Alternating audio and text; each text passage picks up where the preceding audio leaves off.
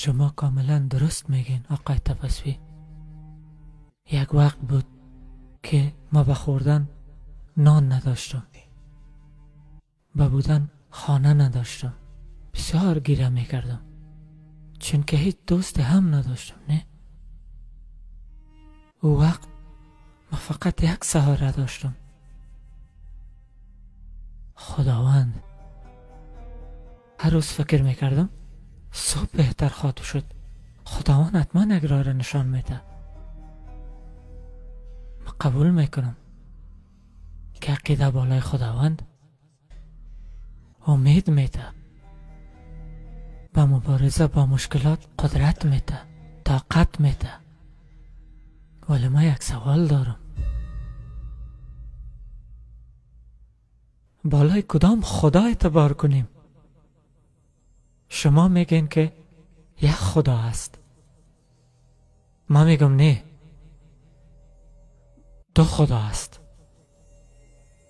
یک خدایی که ما همه را پیدا کرده و یکی که شما پیدا کردین.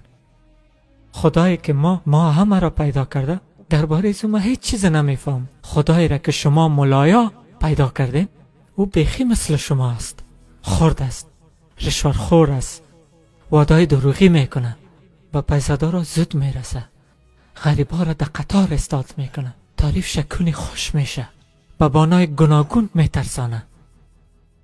مفکوری ما بسیار ساده است. خدایی که ما همه را ساخته بالای او اعتبار کنیم و خدایی را که شما ملایا ساختین او تقلبی را گم کن. تو به خدای ما دست بزن و ما آرام بشینیم. ها بچیم، ما حفاظت خدای خود را میتونیم. تو میکنی حفاظت خدا را؟ تو؟ این قدر است کره زمین، از این کلانتر صدها هزارها سیاره دیگر است و تو در کرگک خرد زمین، در یک شبک خرد، در یک کوچگک حفاظت خداوند را میکنی. او خداونده که تمام جهان را پیدا کرده، او به حفاظت تو ضرورت نداره، او حفاظت خودش کرده میتونه. امروز کسی کوشش حفاظت خدای خود را کرد و ما خواهر را از دست دادیم، فقط این بوتش مانده. بند کنین کردن حفاظت خدای خود را، اگر نه در این زمین انسان کم فقط چپلق میمونه.